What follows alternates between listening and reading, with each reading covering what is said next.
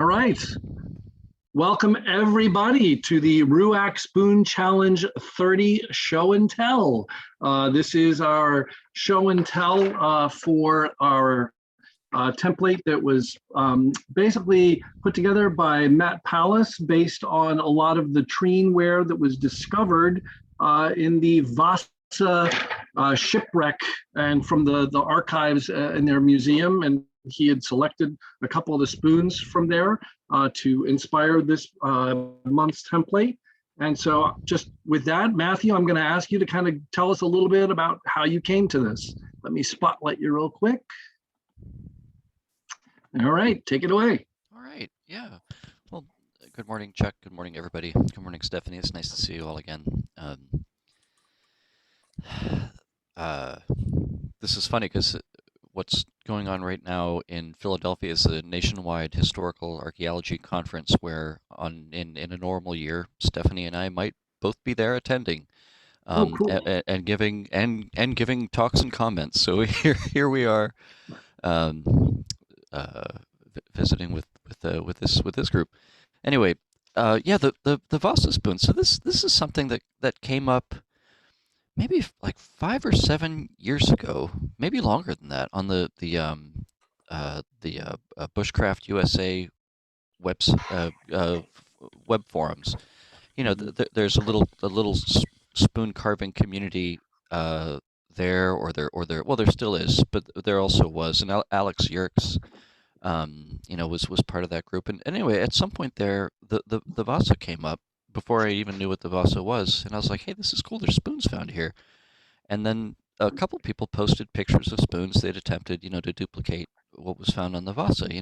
These sort of Scandinavian / Viking, culture enthusiasts, and then so I knew that was sort of a possibility, and that idea went away, and then oh gosh, and Stephanie and I had reconstructed this timeline where there was a session at the Society for Historical Archaeology, the conference I just mentioned, about the finds on Vasa, including the treen, and Stephanie had made a presentation of her thesis research, and all of the photographs, these great photographs that you can find on the Vasa Museum's website, are courtesy of her efforts, to basically go back into the museum collection and basically collate data, create new data on all these spoons. And if you look at the catalog, every entry has two sets of measurements, one from the 1990s and one from 2010, the time she did her master's thesis research. And all these photographs were taken by her. So anyway, that was wildly exciting, and then I put that idea in the back of my head too. But we the company. So I'm an archaeologist. The company I work for just hired someone who worked on data from the Vasa. They worked on the clocks, and clocks from other wrecks, and timekeeping is essential for long distance, deep water ocean navigation, and that's their project. And I just, it was a great hire, and we really appreciate this person. And I said, I'm gonna carve them a spoon from Vasa, so I'm gonna need a template. And then I was like, well, if I'm making a template, we might as well do it on Rise Up and Carve. So here we are. Awesome. Yeah, and then Sunny was like, we found Stephanie, we found your thesis, and Sunny was like, you should reach out to this person and see if they want to come on and talk to us. And thank goodness that you did. And that was in December, just sort of a pretty wide-ranging conversation about these spoons, and you showing us a ton of archaeological data, that came from the wreck and from the museum, and we all learned a ton. And I think we're going to learn a ton today, from the results of our attempting to carve these things. And I was, I'm sort of scrambling to finish, more than just a couple of these in the last week. And I think what we're creating is more data about these spoons. I mean, we're creating art, functional art, you know, we're creating gifts for friends, whatever we're doing. But I mean, I believe that it's it's not necessarily part of the archaeological record, but it's new data on That's Vasa right. spoons that comes from all of us sticking them in our mouths. We're all taking part in experimental archaeology. Right. That's exactly the word for it. Yeah, yeah. Very cool. Awesome. All right. Well, So with that, go ahead. I failed to properly introduce Stephanie. Stephanie, maybe you'd introduce yourself and. Sure. Certainly. Yeah. Let me highlight you real quick. There you go. So I was thinking the last time, well, first of all, my name is Stephanie Gondola. I'm an underwater archaeologist in the Great Lakes up in the heart of North America. And so wonderful to see folks from all over. The first call, it was just neat to see the variety of places where you hail from. And then I was, sort of stalking some of you and the wonderful spoons that you carve, and super impressed with your talents. I was thinking the last time, and just from what Matthew was just saying, it reiterated that this would have been super helpful in 2010 had I come across this group, because I had attempted my own experimental archaeology, and I used the excuse that I was too busy working full time and finishing my thesis to actually carve my spoon. But the reality is I do not have your talents at all. And probably, I don't think I ever will. And so I'm super impressed with your patience and your skill. And the experimental archaeology part of it is definitely a very valid, and it would have been so neat to include the process that you have just gone through to create these spoons in my thesis. But maybe there's subjects, places for that in the future. I will just mention just a couple of things about the spoons. Like Matthew said, I was able to interact very closely with all 83. A few of them were very, very, very fragmented, but most of them were totally intact, and became intimately familiar with those spoons. And as you guys know, spoons are a very special human artifact, and they can tell us a lot. And they just become very special, and the collection became very special to me after spending so much time with them. So it's near and dear to my heart to see what you all are up to. I should have loaded the pictures, some more of the picture, but you all would have the photos of those spoons anyway. So I don't have any images of Vasa to show, but one of the coolest and most important underwater sites, maritime cultural heritage sites in the entire world. So you guys remember that you're working on something that's very special to our worldwide heritage. And I think that's amazing. And I can't wait to see the spoons. I saw some images already and commented on Instagram how impressive they were. So I'll be hanging out and listening and watching and seeing all the cool products. Thanks for inviting me. Awesome. Thank you so much for joining us. Chuck, All right. can I shortly add something to that? I took the liberty to contact the Vasa Museum. Excellent. And unfortunately, the person who is in charge of the collection, she wasn't available last night, but they sounded really interesting and or interested better. And I'm gonna give them a call on Monday again to inform them that we're making history. Awesome. We'll That's have wonderful. And sorry, Andreas, I did reach out to Fred Hawker, who is the director of research at the Vasa, and I let him know too. So I'll let him know that you reached out to the collections person so they can talk about it, because I know, I mean, they do an amazing job of interpretation today. I know they'd be just thrilled to hear more about this. Awesome. It's definitely worth mentioning the museum is sort of the third leg of this stool, because they've enabled all of this. And I'll tell you, so my wife is a curator for the U.S. Department of the Interior, and we were talking about this exercise. And museums don't get this kind of engagement. Museums don't get people going into their collections and selecting objects and trying to recreate them. And the website that the Vasa Museum has created is fantastic. And there aren't many museums who have this kind of resource available, and enable this kind of engagement that we're seeing with this project. So there's also something very special about that museum, and the fruit of all this is going to be what we're seeing what we're seeing this morning. So yeah. All right.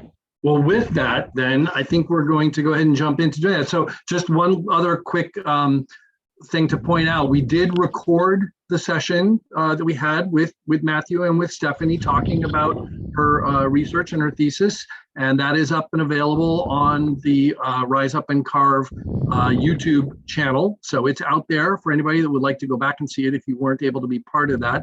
This session, our show and tell for the results of everybody's work carving these spoons, will also be available. I'll have it hopefully posted up by tomorrow on YouTube as well. So for anybody that's watching this after the fact, check out these other YouTube videos and come and join us. All right. So with that, let me jump back out to gallery view, and by show of hands, just start waving hands and let me know if you want to go. All right, Sonny, before Sonny goes, or as he's going, I'll spotlight him. Thank you, Sonny, as always, for all of your work, working with our template creators to put together the PDFs and get them posted up onto our website. Really appreciate all your work on RUAC's behalf. Yeah, thanks, Chuck. I mean, I just take what they want and make it into a PDF file, and appreciate all the work that everyone else does to carve spoons and be engaged and join Rise Up and chat and talk about their spoons and their process. I'll do a quick show and tell. I do have some other commitments today, but I started off with an apple version of the one with the finial, relatively thin, nice to carve. Quite a big flat bowl is the way I interpreted it. I think others did a little differently, but this was the first one I made. I have since oiled them and put a new picture up, but it is a fun spoon to carve. It's a little bigger around than what I would normally do and a little shorter. So after I carved this one, 4 more kind of just fell out and happened. This one is in walnut, obviously, which is one of my favorite woods to carve and have. Usually I have on hand. This one is also in walnut. This one out of the 5 is probably my favorite. It has a nice heartwood sapwood break right down the middle, or line right through the middle, and was the most aesthetically pleasing, at least. And then 2 from cherry. One of them where I got the pith a little bit off center, so it's for Stephanie's benefit, because she might not be as familiar. Ideally, you want this to be towards the middle, but sometimes the wood just doesn't cooperate, or when you're carving it, the piece of wood is a little tilted compared to where the grain's running, and it's not a defect, but it is aesthetically not exactly what you want, which is more like this one where it is centered. So I had fun making them. They're definitely an interesting style, and it kind of has that connection to heritage and history that makes you think a little bit about what people use them for and how that's evolved. But thanks again. Appreciate everyone attending.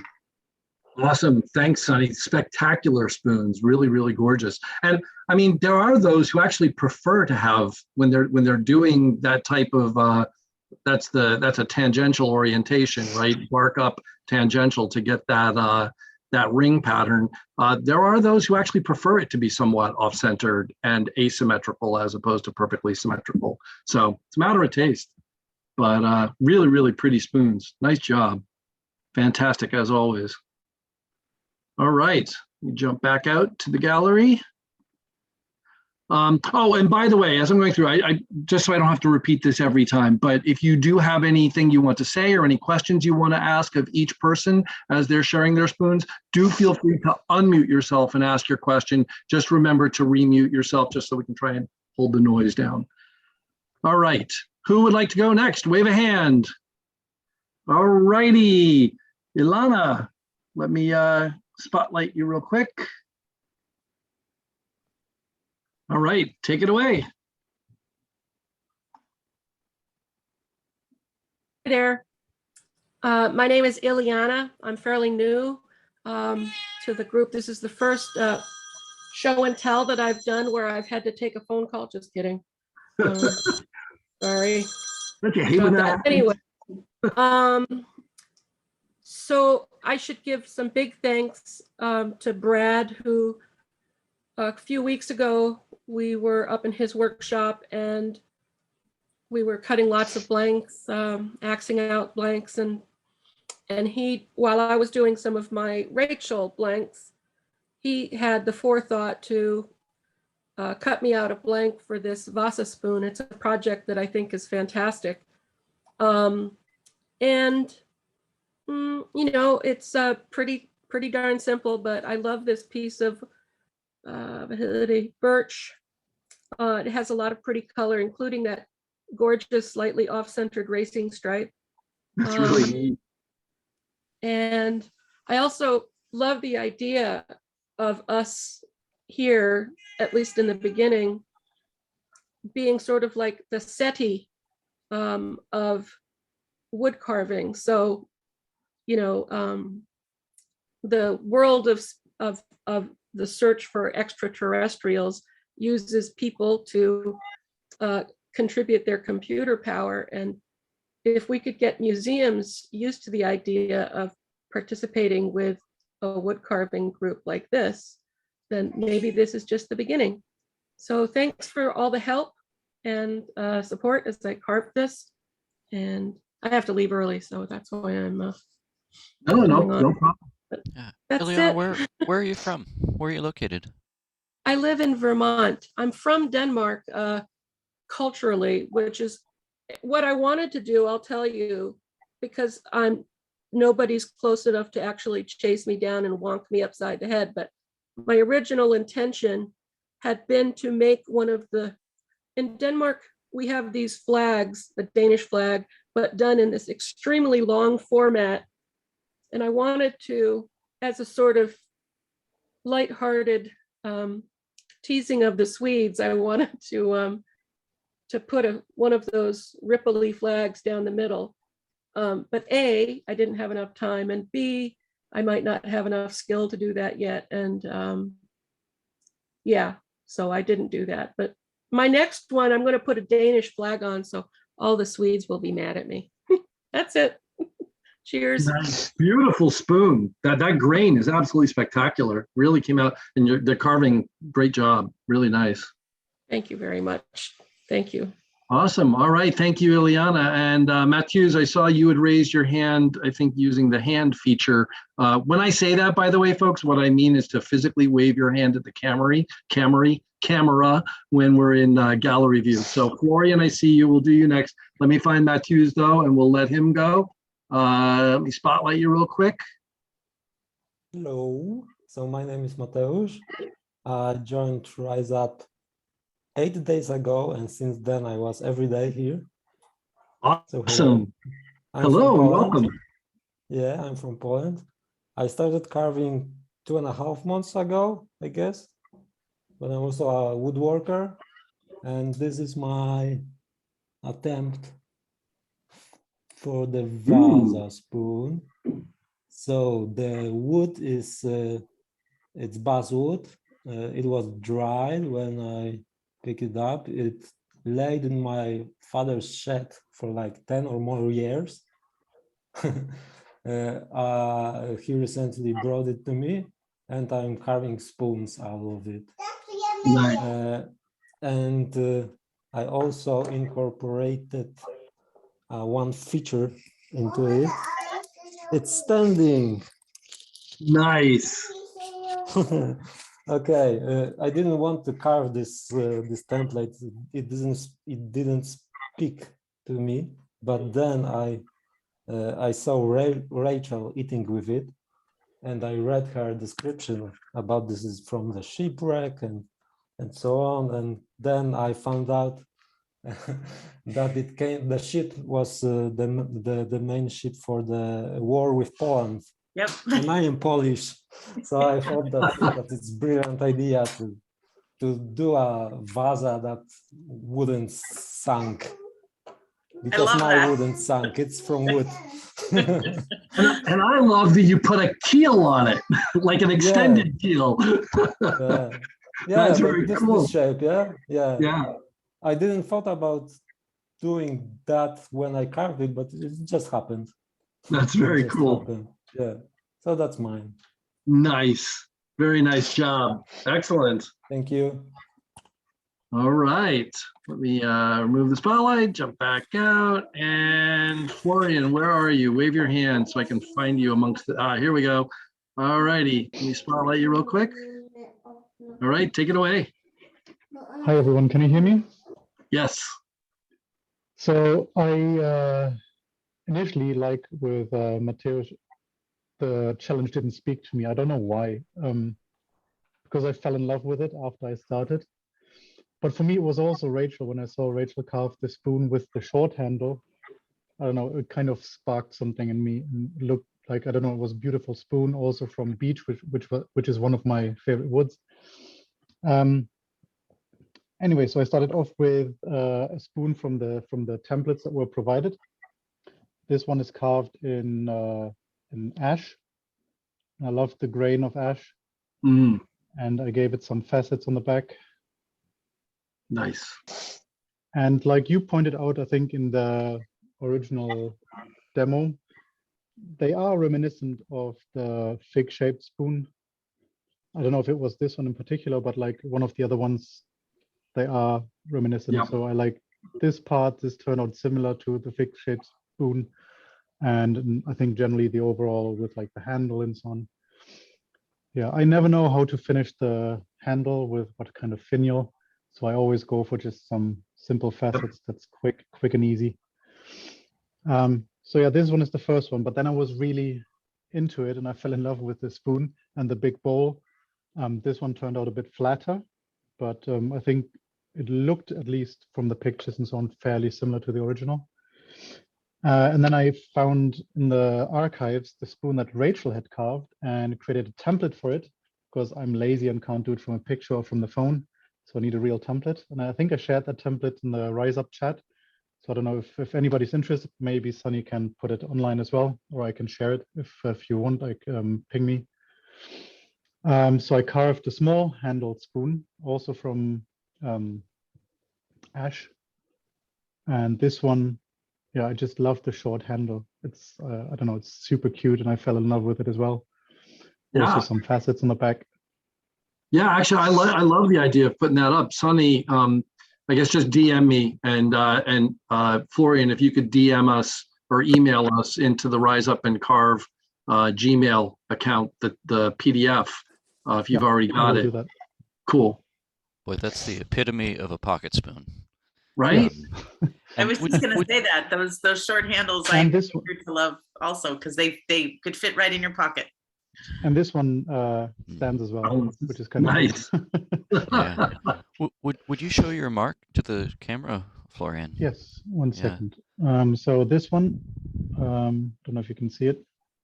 Let me remove my face. Yeah. So it's not very clear. It looks like a double Z that's supposed to be 22 for 2022. And the first letters or like the first symbol means FN, which are my initials. Gotcha. Yeah. Like so a reverse F. Yeah. Mm-hmm. Yeah, I was just looking at this spoon on the website this morning, and it's got a piece of fabric or leather or something around the handle. So it might, I wonder if it hung on a necklace or hung from a belt, or if that was even, I'm assuming that was original, right? That wasn't something that they would have put around it in the first time it was excavated. I can't think that's right. That photo with the original on it. But I don't think they would have added anything either, no. So then, I think that was like around here. Yeah, like and the short handle and the fact that it's flared makes it perfect for a necklace spoon or something like that. So I don't know if they hung things from their neck or hung things from their belt or something, but that's what it looked like to me. And the design of the spoon, I think, kind of supports it. And there's something just so balanced about that short handle and big bowl. I love it. It's awkward to hold, but it's also really, I don't know. It's not awkward to hold. Sorry, Rachel. Super awkward to hold. It's kind of awkward. Yeah. But it's also really cool, kind of. You know, I held it right at the end. When I put it in my hands last night after I carved it, I was surprised at how awkward it was. Like immediately, that was my reaction. Unless I carved it poorly, which is possible. I just hold it between like the two forefingers and my thumb, and it gives you all sorts of flexibility. Yeah, it looks perfectly natural when you do it that way. That's exactly how you hold a spoon. But Yeah, and I look, it also goes went in your with the mouth, find it. boring faceted finial. Oh, It reminds me of a wren, you know, that little bird with the short tail sticking up like this. Yeah. All right. Yeah. Excellent. Thank you, Florian. Great job. So George had requested to go next. George, where are you? Wave your hand. I can't find you. There you are. Haha. Let me spotlight you real quick. Where's the spotlight? Wait, what happened? Stay there. Hey, hi everybody. Yeah, I had my problems with this template too. I find the shape like quite funny or strange or unusual for sure. So I first started with a really simple one and really stick to the template. It's cherry. It's yeah, try to give it a nice shape but really yeah, try to find something in the template. The next one I did a small finial, which is also not really my thing to make these finials, but it's cherry again. And the last one I went a little bit more with the awkwardly of the spoon. So I tried to make the bowl like even a little bit bigger and the handle even a little bit shorter or something like that. And I really liked what appears nice to me was this transition from the handle to the bowl. So that is a part where I'm quite pleased with. But in general, I just stick quite close to the template. And yeah, I find these spoons also really awkward. We were talking about it on Rise Up before, because I think it's more like a shovel. Probably I can imagine all these people on at sea, like there's one big pot of food and everybody like 1, 2, 3 go, and the one with the biggest spoon gets the most food or something like that. So it's maybe something like that. So don't talk too much, just shovel it in your mouth and go back to work and stuff like that. That's a question I really wanted to ask, is whether there was any idea about how these spoons were actually used. Did people have individual bowls, or was it from a communal pot? Do we have any way of knowing? Right. I don't know. What did chow time look like aboard the Vasa? Yeah, that's right. That's what I want to know. Stephanie has an answer. Yeah. So I think oh, go ahead. To me, it looks like it's a mixture out of a serving spoon and an eating spoon. So that's what it appears to me. So it's and I think there were not so many serving spoons found on the ship. So maybe it's really like, here is your food, and like 5, 6, 7 people just shovel it in or something like that. Maybe that's how they. Yeah. Yes, Stephanie told us that all of the bowls from Vasa are really big, and so they're probably bigger than an individual serving, and so it would be. And actually, and this is typically like the idea of one person with their own utensil and their own bowl or plate is really like an 18th century idea, and these are people who are basically medieval people, and they're more communal than we can really even imagine. So that there's no they're individuals in a sense, but they're not individuals in the way that we are today. And so so you would have 4 or 5 people eating from the same big bowl at every meal, and there's like this, the spoons are big, the bowls are big, but they're also kind of consistent. Like most of the spoons in the collection are between 55 and 65 millimeters.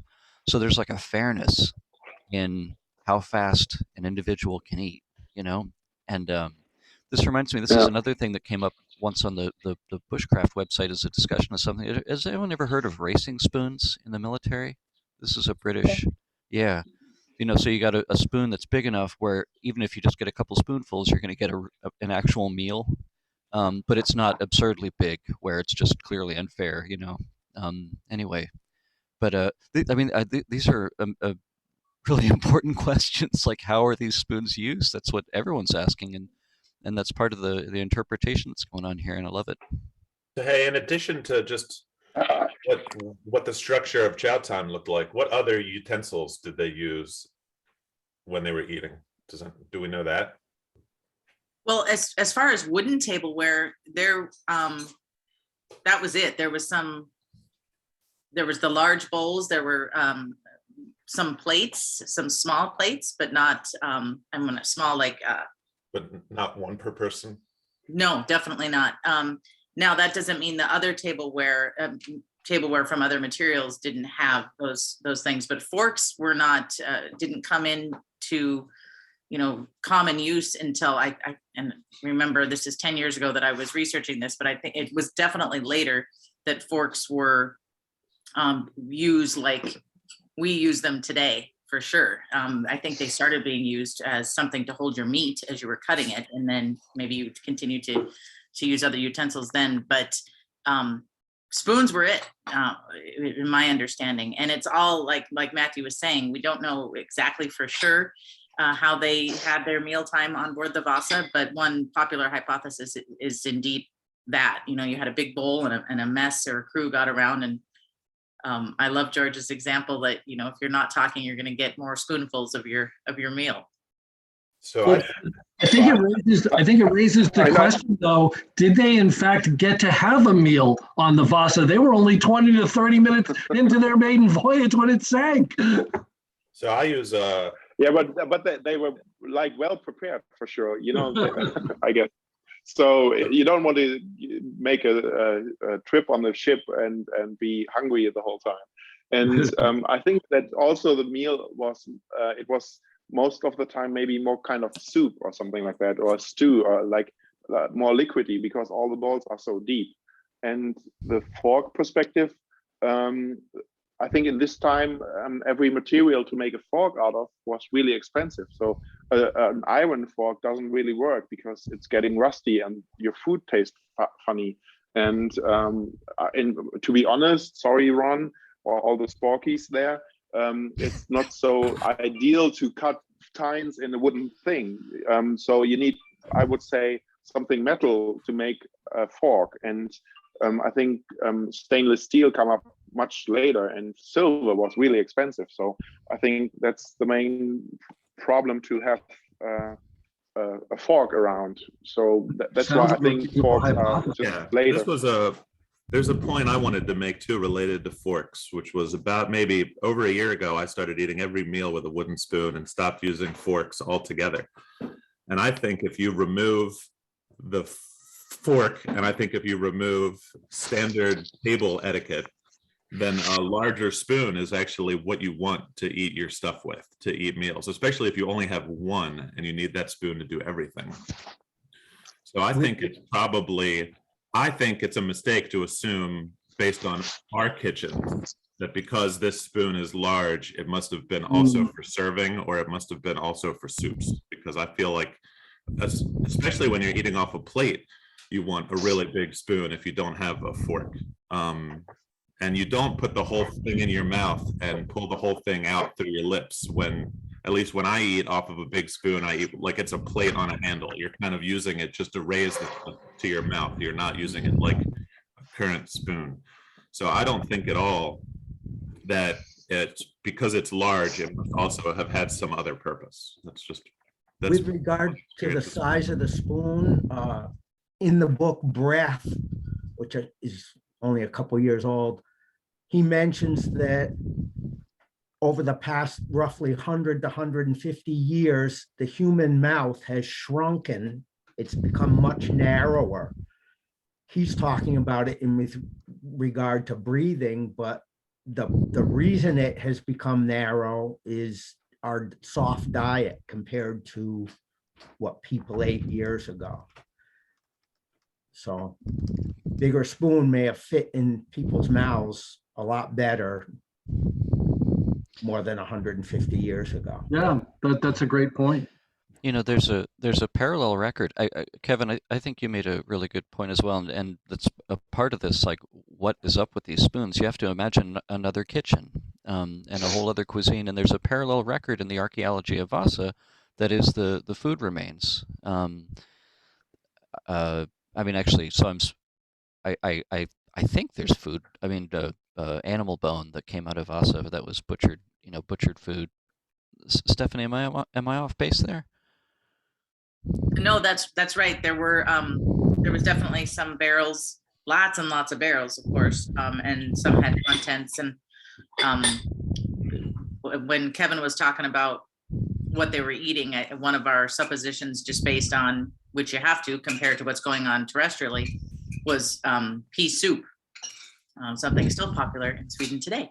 So yeah, so they definitely, it does take into the whole, I love how Kevin's taken the experimental archaeology, to the soup bowl itself. I think that's so cool.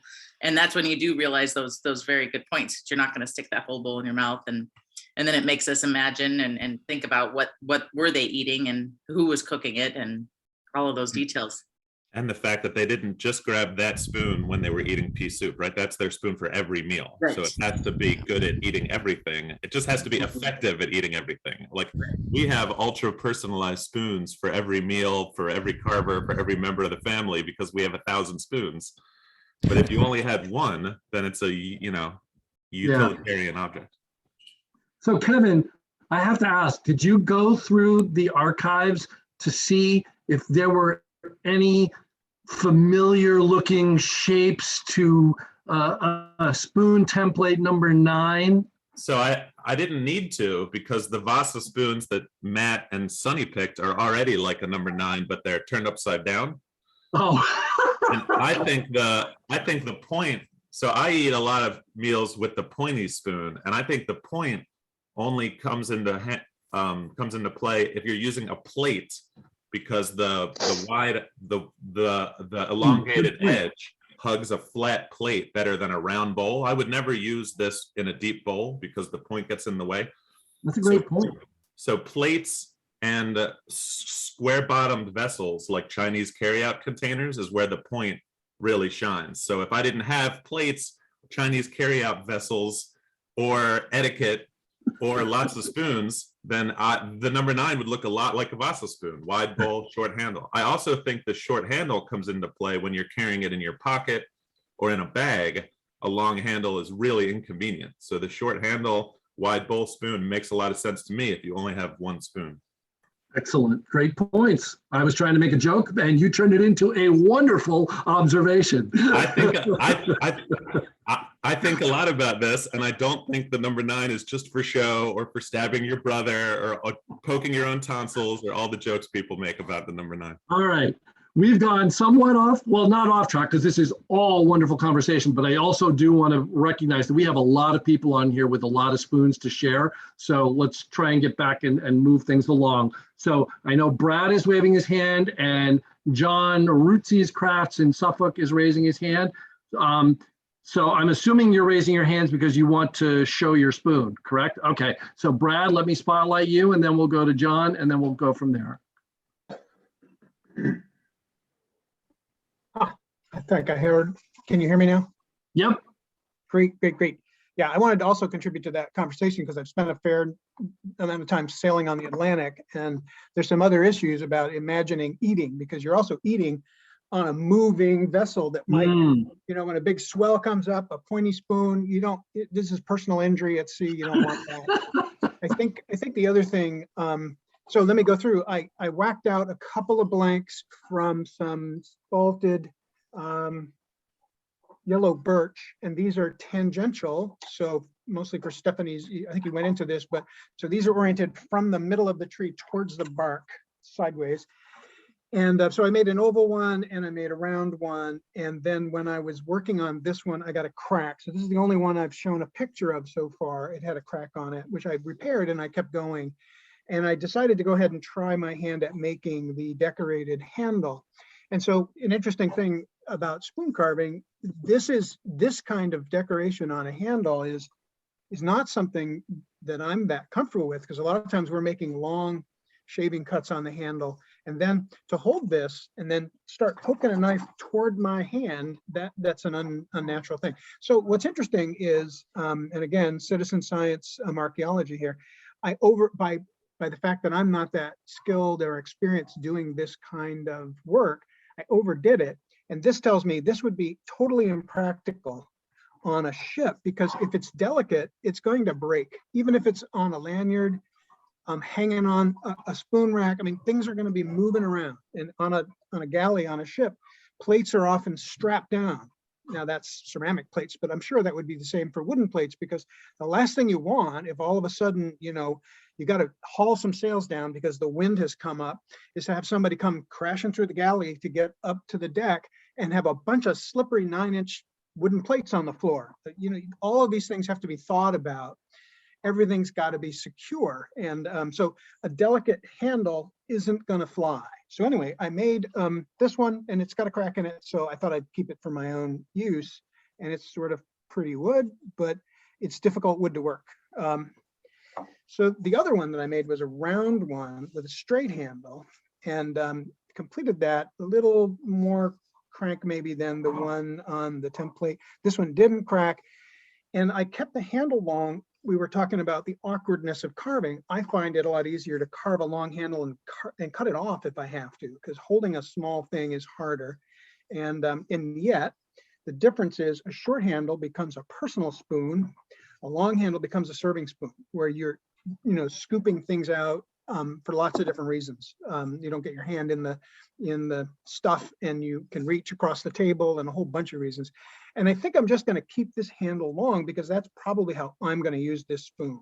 But these are radial spoons, and I did notice that on the historic spoons, they were not only tangential, they were tangential with the bowl towards the pith of the spoon. You can see the growth rings around the outside of the bowl, and very few of them. So they were made from pretty quick growing tree, and either near the pith, or my guess is that you would use the better parts of the tree for timber. It's valuable stuff. Once you've, again, no chainsaws. So you go back to all the manual labor that came into felling a tree and milling it up, and then the branches don't go to waste. So my guess is that these are made from 3, 4, 5-inch branches that weren't valuable for other parts of the job. So I knocked out the next two in sycamore, a rare wood around here. And so I just went too quickly. My house is nice and warm, my shop is cold, and it's 100 feet away. So I made 2 round ones, and then I started putting the decorated handle on a round spoon, which isn't according to the template, but, and I tried to make some improvements here. It's much more stout. It's also flatter, not rounder, so it rides the thumb well. So this one, the round one, I think is pretty true to form. Might have a little bit more of an upsweep than the one that Sonny drew, but I see that somebody else made one like that. Oren made one like that, so I feel okay. And then this one, it's the right handle on the wrong bowl, but still a functional, stout, rugged spoon. If this was on my lanyard and I crashed into something, I don't think it would break, so that's good. And then the ultimate one was I made another one in sycamore, which is the correct spoon on the correct handle, and made this one even more stout.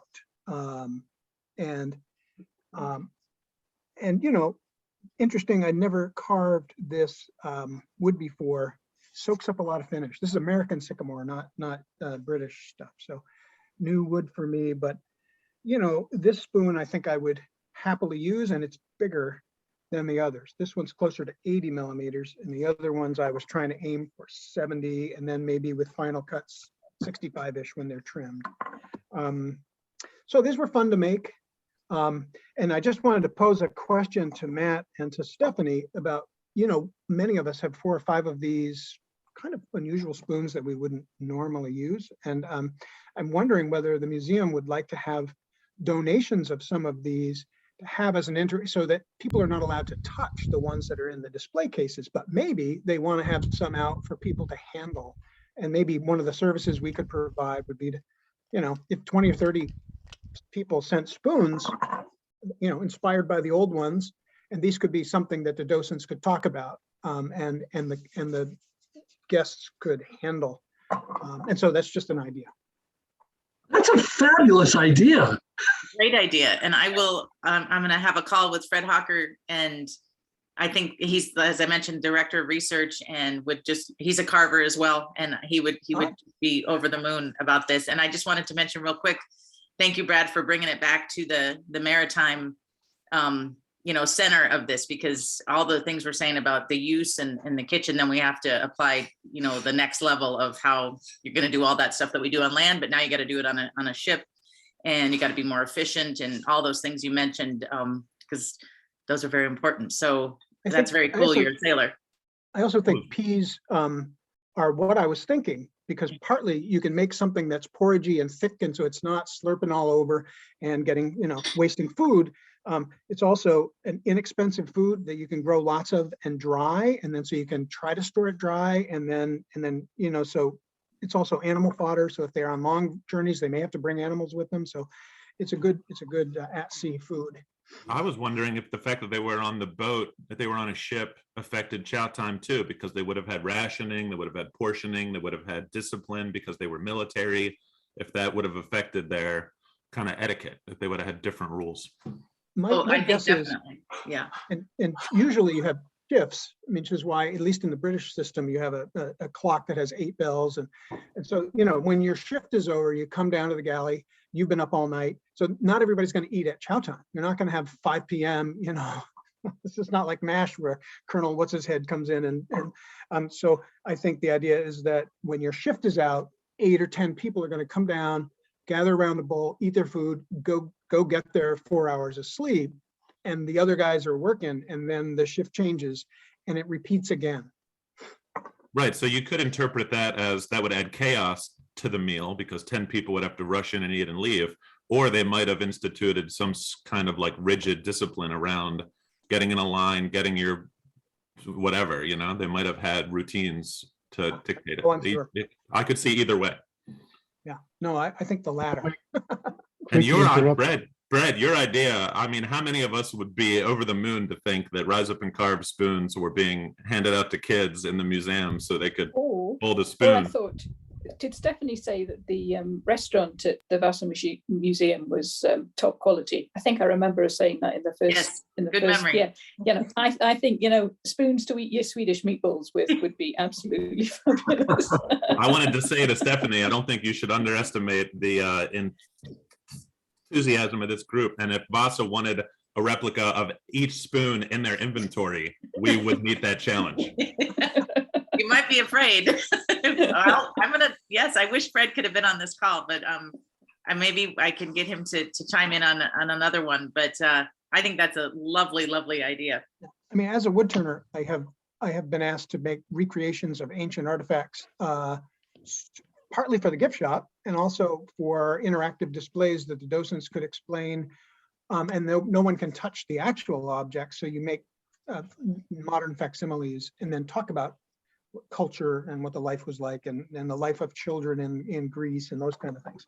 Okay, folks, I apologize. I don't mean to cut off conversation, but I do want to keep things moving. So I know, John, you wanted to go, and Justin, I saw that you also are wanting to go. So let me spotlight John real quick and let's move along.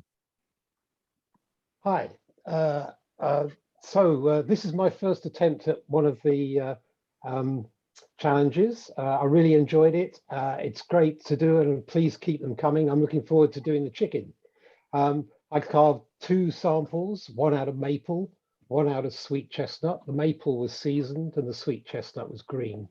While I was carving them, and I think this contributes to the thing, I was contemplating why the handle was so short and the bowl was so big. I came to the conclusion that mostly people were cutting these from offcuts. Wood was a valuable resource. If you were going to be carving these sort of things, you'd be picking up pieces of wood that have been offcut. So you didn't have the luxury of having a long handle. Maybe you just got as much handle as you could, but the bowl was the key. The bowl is the key. It's a shovel. And when I used it and picked it up, I picked up the handle and I stuck my thumb in the back edge of the bowl. So when I was shoveling it up, I had a temperature control system. I could test what was in the bowl to see if it was too hot before it reached my mouth. And I'm imagining that I am really going for it to go from the communal bowl. I love this challenge. Thank you very much for putting it up, Matthew. And Stephanie, I'm fascinated by all the archaeology.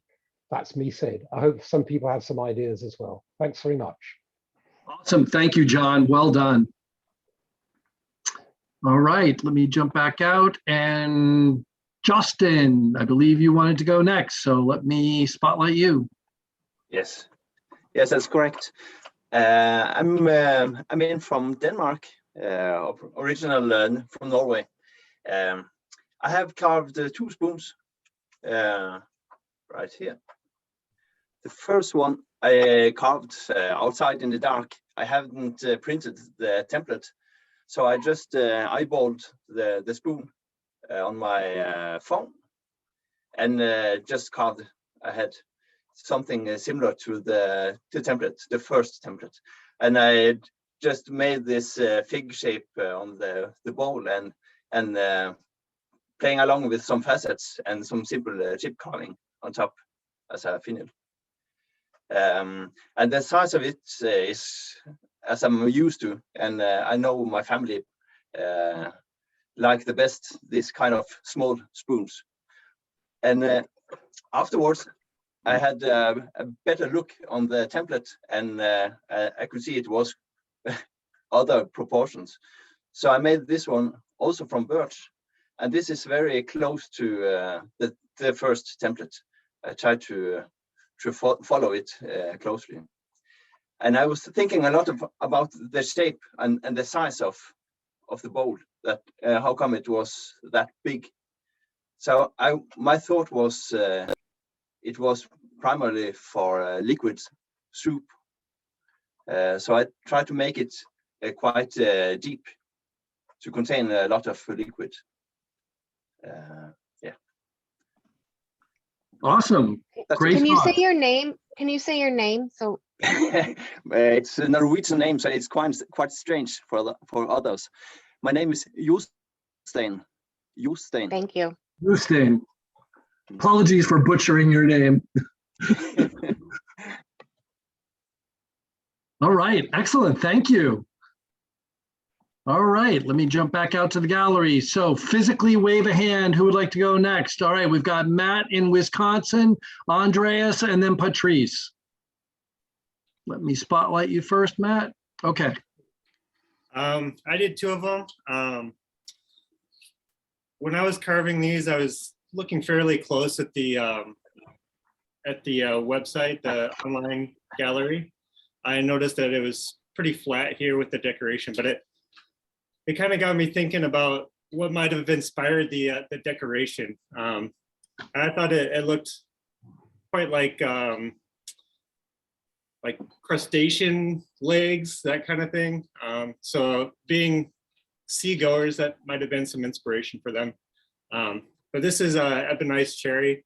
I really liked how they flowed the bowl into the handle. It was kind of a rounded back, I noticed online, but then it flows like right into that bowl shape. So I thought that was pretty neat. And then, so yeah, this was Ebonite cherry. And then the other one I carved was maple, and I did the other template there. Pretty simple, but I'll keep it short. Thank you. Awesome. Excellent. Thank you, Matthew. Well done. All right, jump back out. And Andreas, you were up next, and then Patrice. So wave your hand, Andreas. Where are you? There you are. Gotcha. Ta-da! That's it. Made from walnut, the center wood of walnut tree that was in my parents' garden for 40 years. So that's nice part of history too. And what I like about it is that this part is flat, and the bowl starts, or the crank actually starts in the bowl on my spoon anyway. And I made a finial on it so that you could like stick this in your shipmate's hand if he was going to get your dessert. But actually, I read that on the website from the Vasa Museum that of course you had brawls between sailors, but they were pretty much punished immediately because you don't want people to fight, on a ship. So I don't think this would be a good idea. I mean, after all, so yeah. And that's my spoon. I like the design. I don't know if I made it a bit short, narrower, partly because I didn't have enough wood, and I actually started on it, and I thought like, whoa, this is a big bowl, and let's make it more manageable for my mouth. I mean, I know that I talk a lot, but this is insane. I got a big mouth, but So yeah, that's it. I liked it. And as I said, I contacted the museum yesterday, and there's a certain Mrs. Ilse, I believe she's called, and I gotta get in contact with her, or I'll just leave it to Stephanie. That's fine. I mean, no, I would keep on Ilse. If it's the same one, I'm thinking I've worked with her back in 2010 and 11. So I think if we all talk to Fred, and maybe then we can get those two talking. So don't give up. Oh, okay. So after we all get off of here, everybody get on the phone to the Vasa Museum. calling them until they. That's right. Their phone number. We will hound them into submission. Yeah, has Rise Up ever spoon bombed anyone before, or is that'll be a first? That's a great idea. That's funny. Okay. All right. Excellent. Well done, Andreas. Great job. I like adding the weapon onto the end of the spoon. I was thinking the exact same thing. That's so funny. All right, Patrice, wave your hand. There you are. Gotcha. Let me spotlight you real quick. All right. All right, so I made mine out of cherry wood, and I just went for a really deep bowl. I just didn't think the spoon would fit in my mouth anyway, so I just went double down and made it pretty deep. And then I torched the tip of the handle first, and then I was like, well, now I'm gonna darken it because it was really light wood. It started out like this. So I soaked it for about 9 hours, and it got nice and dark and caramelly, and just has a lot of neat different colors throughout the wood. You soaked it in I'm what? sorry, I soaked it in baking soda. Gotcha. Sorry, it's still early here for me. Yes. So yeah, so it went from this color to this color in about 9 hours. And just coal roast my maker's mark on the back, and I don't know, I just really like the form, and I will probably try some of the other shapes that were found on the Vasa as well.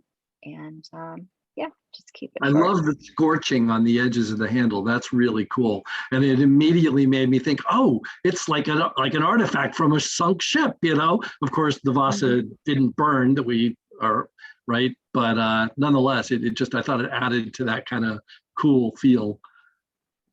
Yeah, just aging it in other ways. Yep. Beautiful spoon. Cool. Go ahead. I was just saying how beautiful the spoon is. I mean, they're all beautiful, but I love the artistic touches to the scorching. It's beautiful. Thank you. Excellent. Well done, Patrice, as always. All right, let me jump back out to the gallery. So physically wave your hand if you would like to go next. All right, Kevin, and then Franz, and then Sean. So hold on, let me spotlight Kevin real quick. Okay, take it away, Kev. Hey, so because of the shape that's associated with me, wide, bold spoon with a short handle, I feel like I've been an ambassador for this type of spoon for a long time. So I like hearing that there's some increased enjoyment of these characteristics, even if they're not the shape that I make. I started eating meals with a wooden spoon because I thought, I carve all these spoons, I should be using them. And so I said, I'm just going to commit, rather than try to use it more often, I'm going to say it's going to be all I use. And I started reaching for wider spoons to hold things like salads and spaghetti and weird things that you would typically eat with a fork. Even things like meat, I would hold down with the spoon and cut with a knife and then carry it to my mouth with the spoon. You start using wider and wider spoons to hold your food, but you don't, like I said, you don't put the whole thing in your mouth. And if you don't have etiquette problems, which I don't have problems with etiquette, then eating that way doesn't bother me or offend my sensibilities, or even using my tongue to clean the odd shapes of the spoon or whatever, the odd parts of the spoon. The Vasa spoons are cool. One of the things that I was surprised to learn early on is that your thumb really likes a concave on this part of the spoon. It feels really nice there as a cradle. And I thought this spoon was weird because it has all these ridges right where your thumb would go. But this ridge actually acts as that concave, and my thumb feels really nice right up against that ridge. It's almost like a grippy part. I also noticed on the website this detail where all these edges are curved and softened, which I'm assuming is by design, not by use. And then from here up, all the edges are really sharp and flat. So I tried to make my spoon mimic that, which I think gives us another clue into it wasn't intended to be held or handled by the sharp edges up there, that the thumb fits really nicely right into that concavity. But yeah, I think these spoons are awesome, and what a cool thing to be able to participate in history a little bit. I carved one of the ones from the template. My kids think that this looks like fire or a candle flame. I wonder if that was part of the design.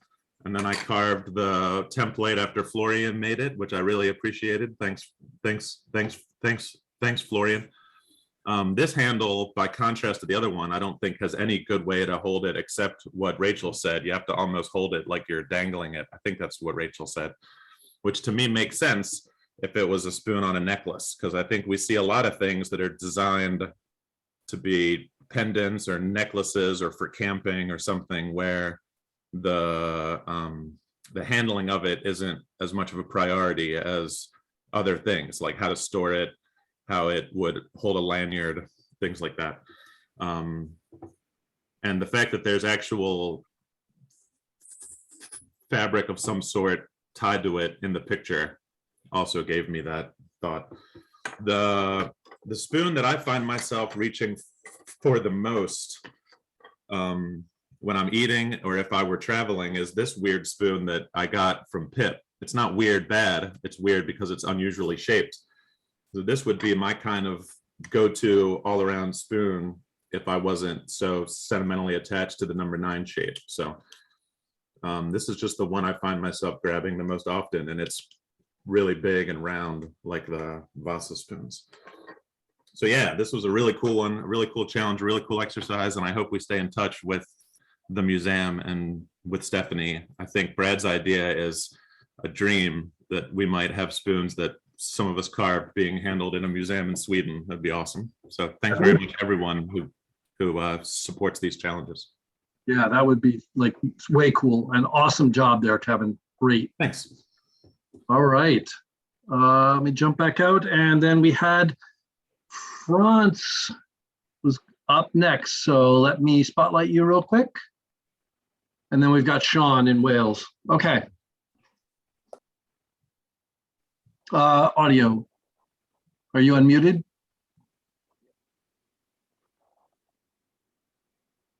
We can't hear you.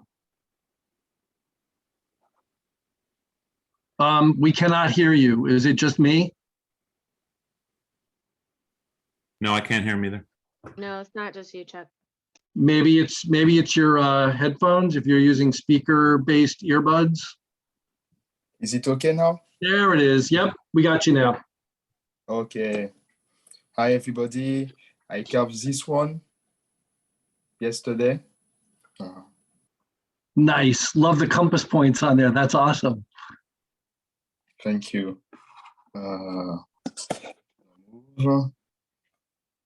Too much light.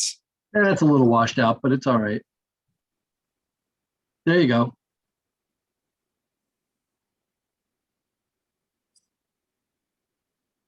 Very nice. What kind of wood? It was difficult to make the crank, but when I think I can use it with my thumb on the crank, like this, to it. And the wood is beech wood. Well, I'm sorry, what kind of wood?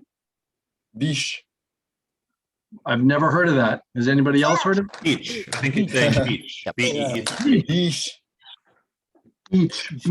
Beech. Got it. Okay. Yeah. Excellent. Sorry. I live in Montreal, in Canada. Uh-huh. And I carve since March 2021. Excellent. And it's in Quebec. It's why my English is not very. That's okay. You're fine. I'm just horrible with accents. You think I'd have gotten good at it by now. And it's the second time I try the challenge, and this one I liked this one because at start when I start this spoon, I didn't believe in this shape and this and this shape, but when I carved it, I love it. I love it because it's very, very, very nice. It's very it's a little spoon, and it's very weird, but if you can see the curve, it's non-intentional, but it's that. And I close my sign here. Excellent. And the compass this morning. Love it. Excellent. Great job, Franz. And welcome. Thank you for the template.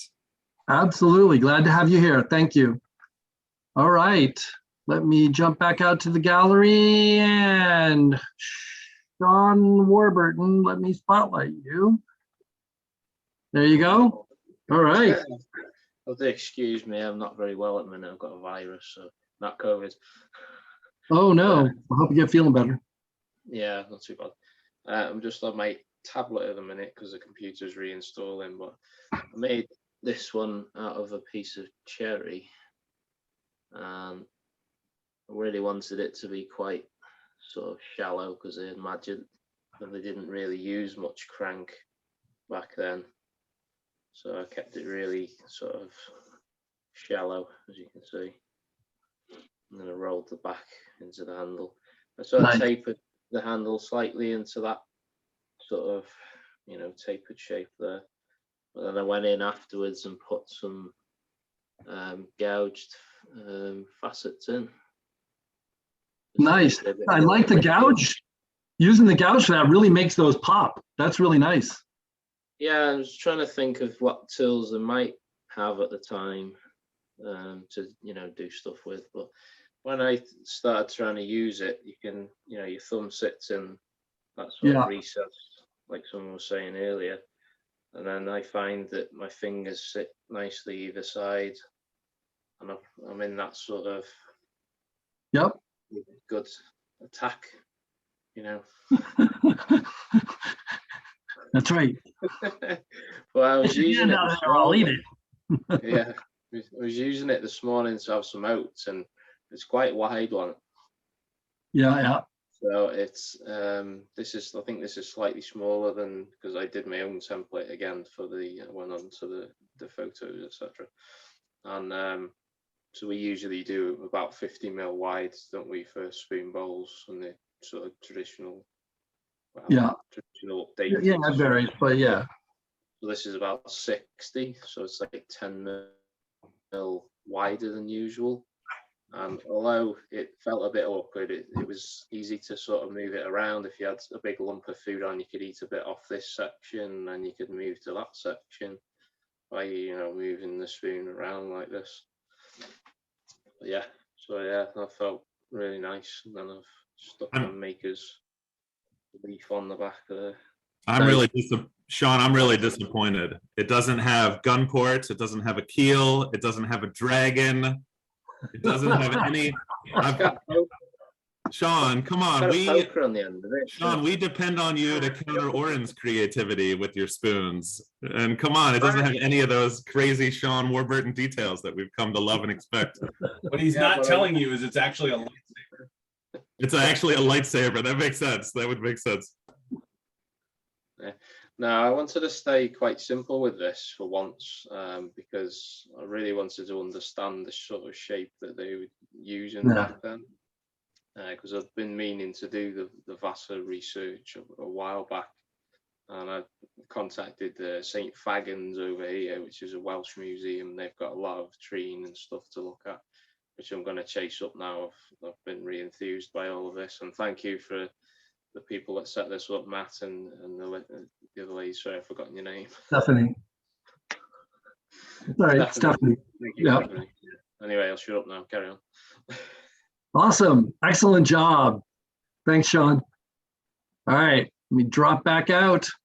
Wave of hands. Okay, so I see Michael, I see Kate, I see Suzanne. Let me go Michael, Kate, Suzanne, and then I'll come back. I can't keep too many in mind all at once. So Michael first was the first one I saw, so let me spotlight you. Great, thanks, Chuck. Yeah, thanks to Matthew and Stephanie for doing this. I took a little bit different route. My poor neighbor has been waiting since April, but they had a bad incident with one of their puppies that destroyed a family heirloom. So the spoon came from my neighbor's. It was her great grandfather that carved this. And he did it, they were, I guess, trying to stay safe while the Nazis were actually bombing Oslo during World War II. So they were, you know, out of the city. And for whatever reason, he took it upon himself to carve this at that time, and somehow she managed to end up with it. And yeah, bad things happen with dogs and spoons. But anyways, I was out in the alley one day, and she, you know, I know her, and she asked me like, "Hey, wait a minute, you carve wooden spoons, don't you?" And I'm like, "Where's this conversation gonna go?" And then she said, "Well, we had a little accident." I'm like, "Well, yeah, I could probably, you know, figure out something."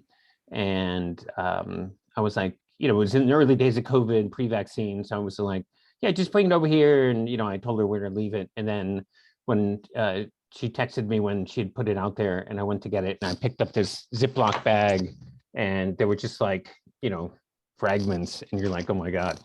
This is actually probably, it's hard to count them all. Sometimes you can't see the glue lines, but this is probably 12, 14, 16 different pieces that have already been glued together. And I'll be able to get most of the rim back together. But it's been a slow process. But at least with this, it did give me enough to really understand the shape so that I could try to replicate it. You know, some of the interesting pieces on this one were the end here, the little hollow out here, and then it's a little hard to see, but the way the handle attaches, it's pretty distinct, pretty different. So those were really, and then also right here in the bowl, there's a little bit of a ridge, you know, where the handle comes down to meet the spoon bowl. So those were the things I was really trying to focus on when I made my attempt at doing it. And the light's not that great, but you know, here's what I ended up with, trying to get some profiles. I didn't quite get the swoop and the little knob at the end, not quite the same, but I'm pretty happy with the bowl. You know, that did, and I'm pretty happy with the way I got the neck connected here. I think that matches up, and I got a little bit of a ridge, you know, right there. So the wood is madrone. I think it, you know, suits pretty well. I think this is birch. You know, that's what you would expect it to be. But anyways, it was a really fun project, and hopefully my neighbor, her mom still doesn't know that the dogs destroyed the spoon, so she's been very patiently waiting for a replica so that she can actually let her mom know what happened and say, but it's okay. I kind of spoon carver across the back alley that bailed me out, so everything is going to be fine. But anyways, yeah. Awesome. That's so cool. In the spirit of archaeology, at first I thought you were going to say that you had gone onto the Vasa website and found a spoon that was in fragments and carved a replica of the fragmented spoon. No, I would say, I think with Brad's great idea, I'd totally sign up for carving one of the Vasa spoons to send off to the museum. Totally, totally do that in a minute. So, but yeah, awesome. Thanks everyone. Awesome. Thank you, Michael. All right. Drop back out, and we had Kate up next. Let me spotlight you, Kate. Can you hear me? Yes. Okay. So I carved a different spoon from the Vasa archives. And I got all hardcore and I tried to make it exact. But it's so hard when you can't hold the spoon. And I measured and I drew it out, and I was like, I'm gonna make it. And then I was just like, I can't see the bowl, it's so hard to photograph bowls. And so I think I made it deeper, and then I don't know if I think I made it longer, but if I didn't make it too, I don't know. Anyway, I was like, interesting because this one had so much crank, and I actually this is the same angle as the spoon. I measured it, and it's also short, it's little, but I didn't know if obviously you're not gonna put it. It just you just want to go just sip from it. And it made me think about also the beer. I think they got 2 liters of beer a day, which I'm assuming they all drank it out of the big barrel or the big jugs or whatever, because or I'm that they have sipping spoons, but probably not. Anyway, I just thought this was interesting, and I was thinking about the maker, and I was thinking about how women probably weren't carving spoons, and so I felt I was not doing something women would have been doing at the time. And I also, when I carved this, and I think Matthew carved the same one, I was like, there's no way that it has to be a bent branch spoon. This is not, but when I was carving it, I was like, it must be.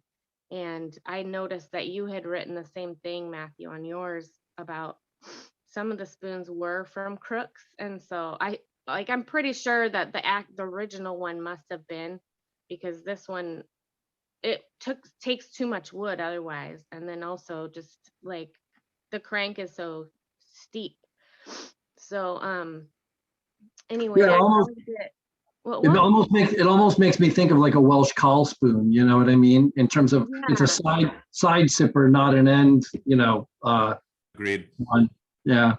Yeah, I would never put this forward to my mouth. Right. It just feels like you just scoop it and to your mouth, And I love little short handled spoons. I think adorable. I wanted to carve so many Vasa spoons. I'm so excited about it because I love history, and I kept thinking about, was the maker the same person, and that uses using it every day, or was it someone else made it for him or her? And then I was just thinking about my knives, and I don't know, it was just there. I was thinking about so much, and decoration takes time. And so I feel I was doing the same decoration, and there was a very special symbol on the spoon in the archive, but I did not replicate that because I drew it out a bunch of times, and I just felt like I didn't know how to do it right, and so I didn't put it on. But this is made of birch, and I kind of patinaed it a little bit. On Instagram you can see bright white picture that I but I darkened this one out a little so you could see these details. Yeah, it looks great. But you know, like I was just thinking so much about what you said, Matthew, in the video before about like material culture being like organized, and how like everyone was kind of doing their thing, you know, they couldn't just like go to the store and get like the same spoon for everybody. And I don't know, I just love it. And I'm gonna carve some more, I think, but anyway, that's awesome. Yeah. I love all the Sorry.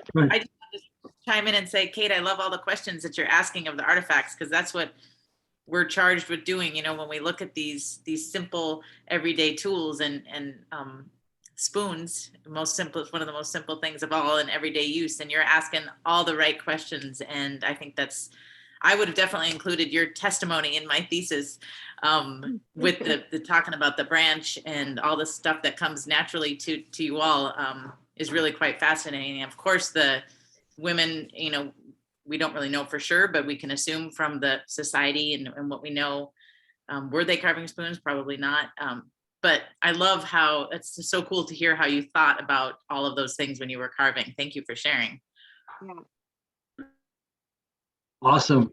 I love too that you and others decided to, rather than just go with the one that was on the template, you dove into the archives and found one that spoke to you and, you know, inspired you to, that's really cool. I'm really happy to see that people did that. Yeah. All right. Next, I think we had Suzanne. Let me spotlight you real quick. All right, Suzanne. Hi. So I was a bit weirded out by the template too, but then I made 3, and I don't remember making 3 spoons of a template before, because yeah, after the first one, I just fell in love with it somehow. This is the first one that I made, and I only had the Aniskalkse. The what's it, not template, it's when it's sawed out. A blank? The blank, yeah, sorry. I only had the blank with me, and I couldn't quite remember how the finial or the end bit looked, so it has one bump too many. But yeah, whatever. So that was the first one. Nice. And then the second one is a bit closer to the template. This is baked lime basswood. I forgot it in the oven for like 5 minutes longer than I usually would, so it's a bit dark. I like it. And because it felt a bit bare, I put this little red bead into the handle. Nice. And then I made this one, which is a bit inspired by the one that Rachel made with the little dot that looked very organic. So I like that a lot. And yeah, this just kind of happened. It wasn't very planned. It just I love it. Really cool. Yeah. So yeah, this also had these ripples somehow. I don't know if it picks it up on camera. Can you see? Oh yeah. And this is also basswood. I have never seen this kind of ripples on basswood, but I don't know. Nice. Yeah. Very weird, but whatever. Usually you get that sort of patterning, I think, in the wood from wood that's under stress. So either it's from a branch that was or a tree trunk that was leaning, and so it's compression wood. Okay. That's my understanding of where you need to get that type of patterning in the wood. But very cool. Okay. Yeah. Little technical detail. This one doesn't show up under the hashtag. I don't know why. Huh. I tried to fix it. Well, thank you for mentioning the hashtag. Actually, I forgot to say that earlier. Folks, as if you're watching this video and you're not part of Rise Up and Carve, or you're not fully familiar, if you go onto Instagram, people post their spoons with the hashtag for the RUAC Spoon Challenge number. So you can go and find pictures of most of these spoons that people are sharing under the hashtag RUAC Spoon Challenge 30. So RUAC Spoon Challenge 30, all one word. All right, thanks, Suzanne. Excellent job. All right, I'm going to jump back out real quick. All right, Bonnie, Sean, and Rachel. So let me go Bonnie first, spotlight you. All right. This is my third challenge that I've participated in. I haven't taken pictures of this one. I just finished it last night. It's made out of mesquite. I'm down here in Arizona, and this is a plentiful wood down here, but it's not the most fun wood to carve. Hard as rock, that's what I've heard. Yeah, it is. Yes, it's about hard as rock. And I'm fascinated with all the discussion about how these spoons were used. And it's hard not to spend time carving something like this and not think about how it's used and why it's this shape and think about the person that made it.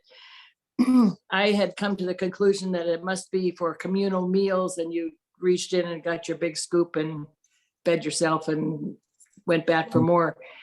So I guess I'm not the only one that thought about that. It was kind of fascinating to listen to the discussion. And I went to the archives. I have a second one that started but not finished yet. I wanted a wood that was a little bit easier to carve, so I picked up some basswood, and the spoon, I don't have the number in front of me, but there was one that had evidence of a full rosing of a Turk's head knot right here. And so I'll finish this and maybe I'll post it on the Instagram. I haven't taken pictures of the other one yet, but I'm fascinated with the idea that these were like shovels, like other people have mentioned. Anyway, it was a fun project, and thank you so much for all the history and for everybody that's done so much work and researching all these. It's been really fun to be part of it. Thank you. Awesome. Thank you, Bonnie. Great job. All right, jump back out. Yeah, the history thing, really, it adds so much. I'm sure everybody else has felt this as you were carving, but it adds so much more depth. You're not just carving a spoon, you're carving a historical artifact, which I think is it just resonates. It's the same as like using like a tool maybe that was handed down, for a family, or if you go and you acquire an old tool from, a car boot sale, and it's, 100+ years old, and it just raises all those questions about, who use it. There was another element to it too, Chuck, that we might be able to contribute because we're spoon carvers. So we understand tools and wood and making spoons in a way that an archaeologist wouldn't, because we've carved hundreds of them. And theoretically, the person who carved these spoons was a professional carver. So that it felt really cool that this hobby and passion might have given us something to contribute to science and to history. It was really neat. Yeah. Sean, I believe in Sean in Canada, wave your hand. Where are you? I can't find you. Ah, there you are. Thank you. God, I'm going blind as a bat. All right. Hey, everyone. Well, I can resonate with a lot of you folks. This spoon didn't turn me on initially when I saw it online, but as I carved it, it really came to life. It's not finished yet. It's made in apple. I've been having a real fun time with apple, despite it cracking more than it really wanted to. This has a small little crack. From a wood perspective, sometimes you get lucky when it cracks, but then it seals up closed, which is good. So that's that spoon. Nice. I made it round. I didn't know it was flat, but still, it kind of works. And then I also tried to just do another design, a bit more informally, loosely designed on the same shape. This one also cracked. It actually cracked completely in half, or a side of it, and then a little bit of glue. Not sure if I'm going to actually put this into use, being that it has glue on it. I use CA glue, just for the ease of putting it back together, but still such a fun shape, and maybe for the use, I don't know, but so much fun. Thanks, Matthew. Really enjoyed it. Awesome. Great job. Yeah, apple, man. Yeah. It just loves to break your heart. All right. Next up, we have Rachel. Let me spotlight you, Rachel. Yeah, I wasn't really expecting to be here, so I don't have all my Vasa spoons with me.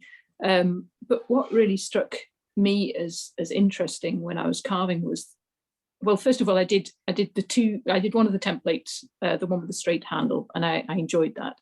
And then because I wasn't really attracted by the other of the templates, I had a look in the archive. And when I was looking through the archive, what was interesting to me was that it seemed that some of the spoons were better than others. So it felt like, you know, were these carved by professional carvers or were they carved by the sailors? Some of them it felt like might have been carved by the sailors, and some, like the one I chose to copy, just the grain orientation was so perfect. It was, you know, the ring pattern was clearly defined in the dead center of the spoon. We know how hard that is to do. The balance of the bowl to the handle felt really, just really sweet. So what intrigued me while I was carving and looking was the thought that there was a range of carvers who'd actually added to this archive already, and that some of those carvers would be much more experienced than, and some we might be much less experienced than. And even the grain orientation, because some of them you could see that it was, you wouldn't normally choose to carve it with the pith up, you know, because the grain isn't as strong when you do it in that orientation, whereas others, they'd obviously chosen a bigger bit of wood. They were more profligate with their wood use, and you could see just a better spoon because of it. So that's what really intrigued me. And then I went for just another of those really cute designs that I liked, but it just went a bit wrong. So the bowl went a bit narrower, and I just happened to have this with me because I picked it up to travel with. But you know, that was another thing I quite liked was, did they even look at each other's spoons on board this ship? You know, did they say, oh, that's a fancy finial on there? Or was that never even considered? And I quite like the thought that we're having conversations about these things that would never, ever have happened on board a ship with these sailors who just use these as functional tools. So it made me think a lot. Well, I know, like, I don't know how far back that the art form goes, but scrimshaw, like decorative work, like that were part of sailors' lives, you know, where they would basically be colrosing in whale teeth, you know, scrimshaw, things like that. I sort of wonder if like that, like artistic, competitive kind of nature carried over it all into their spoons, you know, like were they comparing spoons, like you said, were they, you know, oh, how'd you do that, you know, or was this like just like, yeah, it's just purely a food shovel to get food from point A and into my mouth, and like decorative carving skill, whatever, blah blah blah, doesn't matter. And there's probably different personalities like there are, you know, in modern world, you know, even with spoon carving. So yeah, it's fascinating to think about. Yeah. So yeah, I enjoyed the challenge. So thanks so much for bringing it to the table. You know, it wasn't something that I would necessarily have looked at all before, and now I find myself, you know, really taken by the shape, and sort of won over to the big bold spoon gang. Very nice. Yeah, your spoons for this challenge in particular, I saw online, were absolutely spectacular. Really nicely done.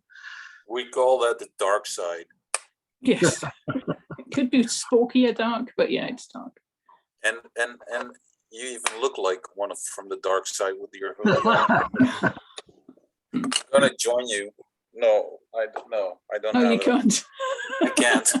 Damn it. All right. Back in the gallery view, who has not yet had a chance to share their spoons? Matthew, did you want to say something? I'll show my spoons. That's right. You didn't even get to show your spoons. Holy crap. Yeah, I didn't mean to postpone it, but yeah. So the treat for me is the catalog, and just the variety that's there.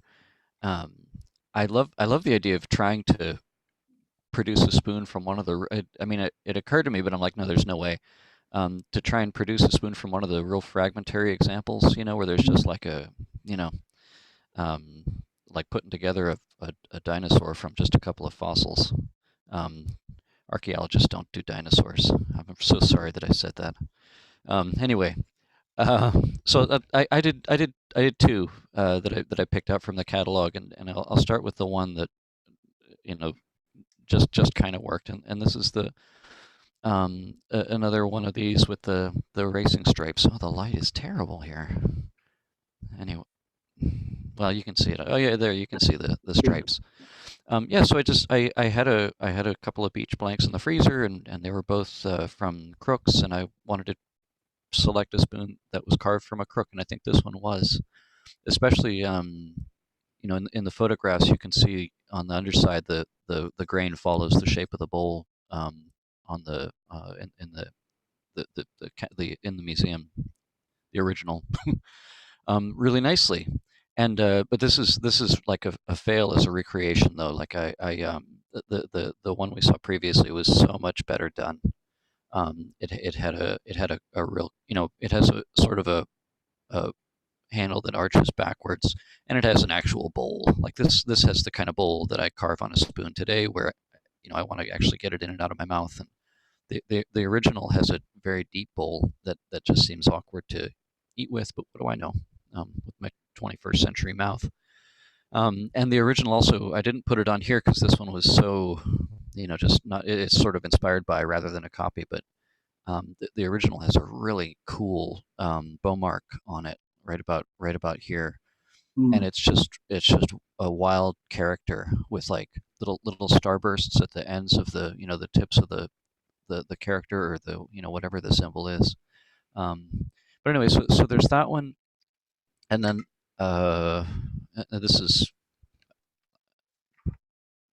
anyway, and then this is the other one. This is one of the one of the examples that's really pretty in the museum catalog. It's in really good shape. It's very complete, and it just kind of stood out. It has a nice. I think most of them have a pretty good crank. At least they more have it than don't, and this one had a decent angle there. And where it fails is it's not nearly deep enough. Like this is in the original, which I think is an eating spoon, just like the rest of these. The bowl is significantly deeper than I was able to accomplish with my, with the blank that I had on hand. And this one also has a weird detail in the carving. There's like a ridge that's sort of bifurcated, and it kind of extends around the front of the spoon. And I kind of wondered, these are the decisions that we're making. Like, is this spoon even complete?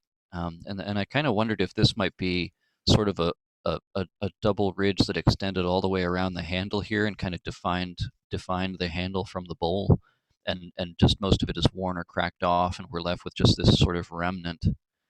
And sort of by the same token, the spoon that you'd selected from the catalog, Rachel, a lot of them have that shape with sort of a diamond-shaped end of the handle, but then like a little sort of peg type finial that come up from the handle. And I kind of wondered if the one that you'd selected, which I'd also looked at, didn't have a finial that had broken off or something like that. I don't know and that's just what everyone's doing, is trying to interpret what we're seeing in the museum, and and that's all anyone could ask. But and these are both, these are beach. So I chose beach because I wanted them to be, my objective was to produce something very close to the original. I didn't really come all that close to the originals, but hopefully still recognizable as a spoon.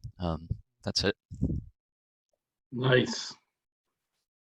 Hey Matt, were any of the Vasa spoons? Did any of the Vasa spoons have wide parts where your thumb goes, or were they all kind of that pencil thickness?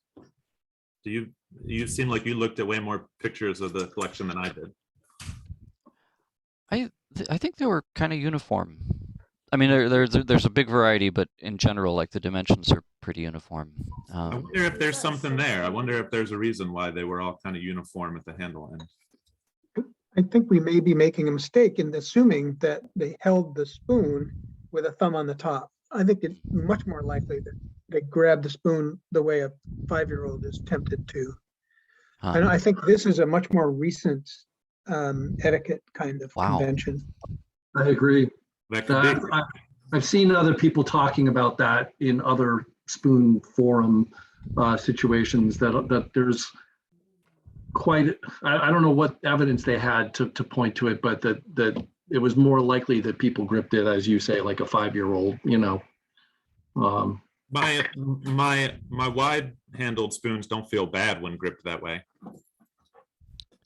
Gosh, but I mean, Brad, all of a sudden I feel my modernness in a new way, you know. And I mean, because you know, there's been like a 100-year process to make us hold a spoon or a fork like this. Exactly as you say, they wrote fucking books about it, you know, how to do everything. Those damn Victorians. Yeah. I wonder. Kevin, going back to your point about even a flat-handled spoon feeling good that way, I think the point though would be, why would you go to the trouble of carving a flat handle if you're going to hold it like this and it feels just as good with the shape that they've got, you know, on these. I can see that if you hold it like this, it's easier while the ship is moving, instead of if you have it like this, you have to have like small motor skills and all that kind of stuff. So yeah, it's interesting. Yeah.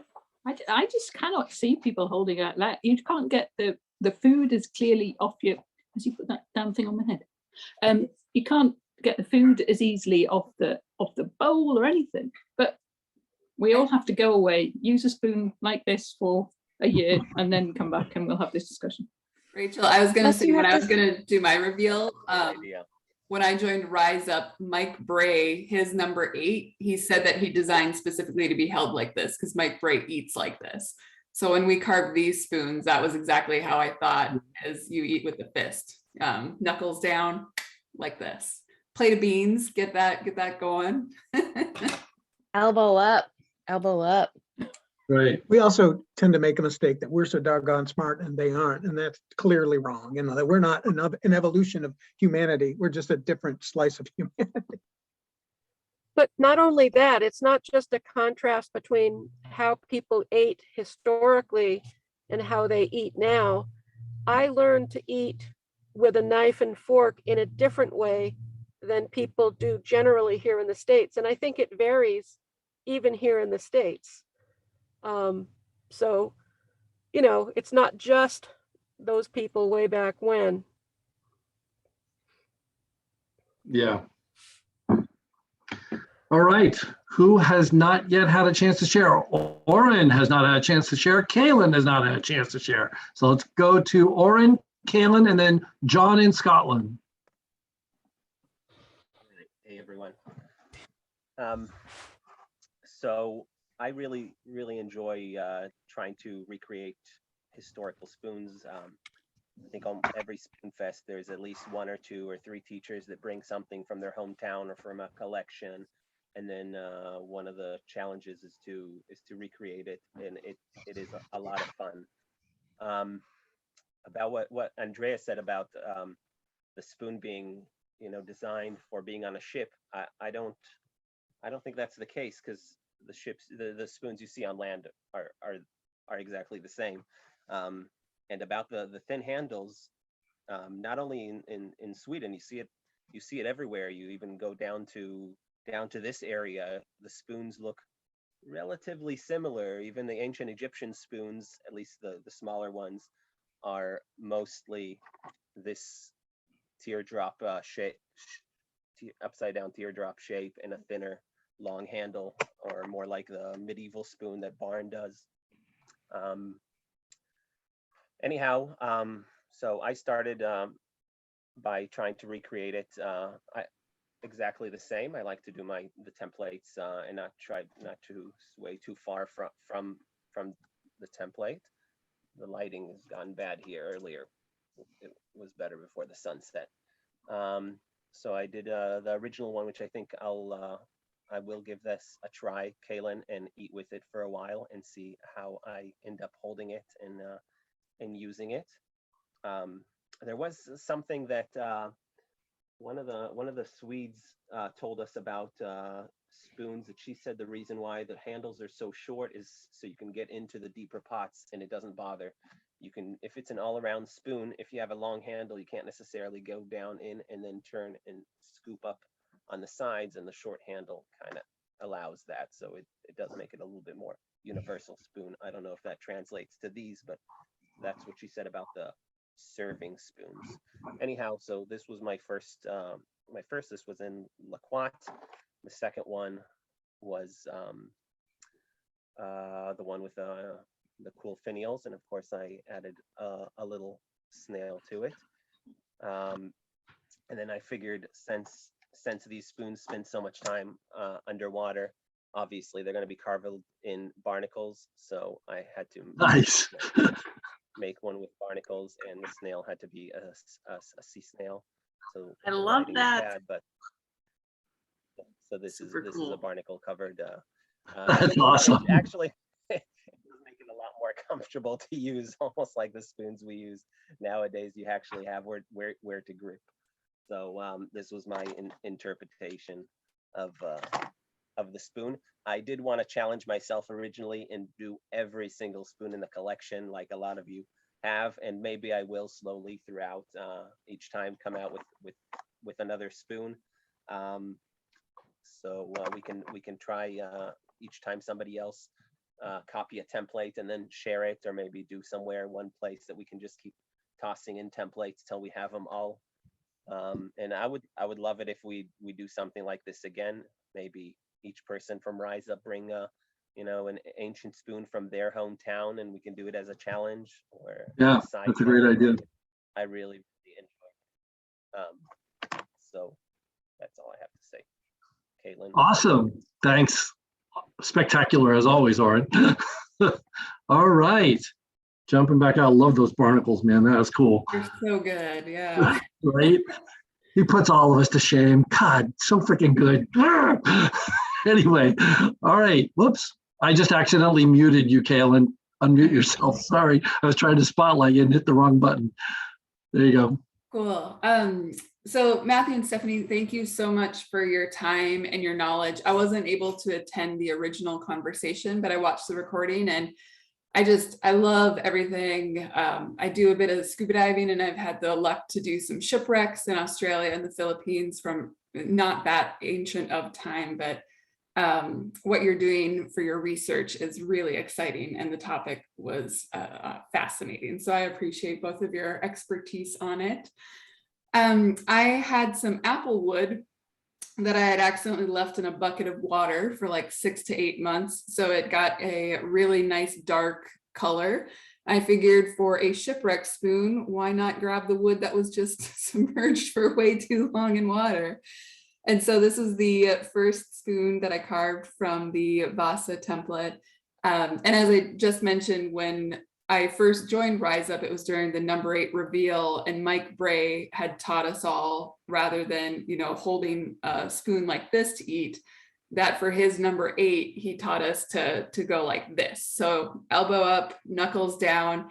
And then my dad used to watch old Westerns a lot. And if you ever watch a Western and watch a cowboy eating from a plate of beans, you just like shovel and then shovel. So this was the eating style that I think worked well for these spoons. Funny how you had to be retaught how to eat like a 5-year-old. Yeah, exactly. And then I had another piece of apple wood. Unfortunately, it had some twists in it, and I got a deathly crack in the bowl. But every time I get a crack in the bowl, I try and salvage the spoon by either doing like an olive spoon, if it's something that I can cut into the spoon with, or reshaping it. And so the little fire spoon is now a sugar scoop. So the whole bottom of the bowl, there's a crack here. And so I just cut the whole bottom of the bowl off. And so this is not a true Vasa spoon, but it is from the Vasa template, the little tiered one.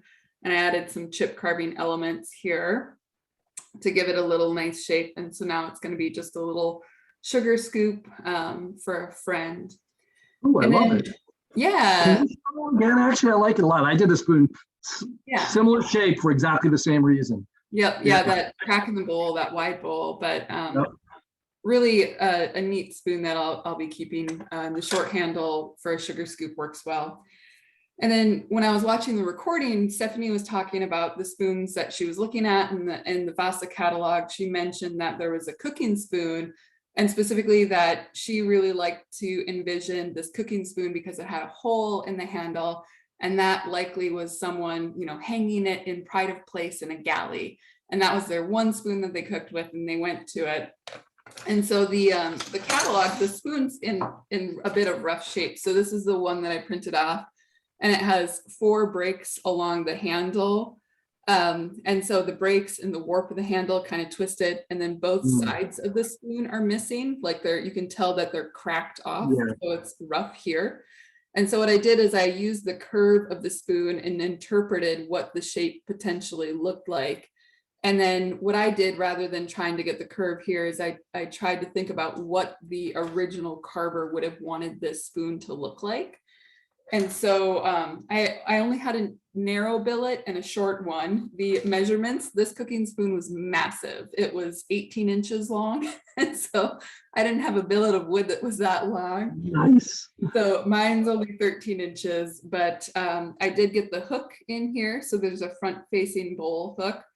And then I did add in the little wall peg. I hope there's enough room here to keep the handle well, but this is a piece of madrona wood, and I said it's about 5 inches too short, and it's 1 centimeter more narrow, or 1 centimeter more short and 2 centimeters more narrow. So it was a larger spoon in the actual ship.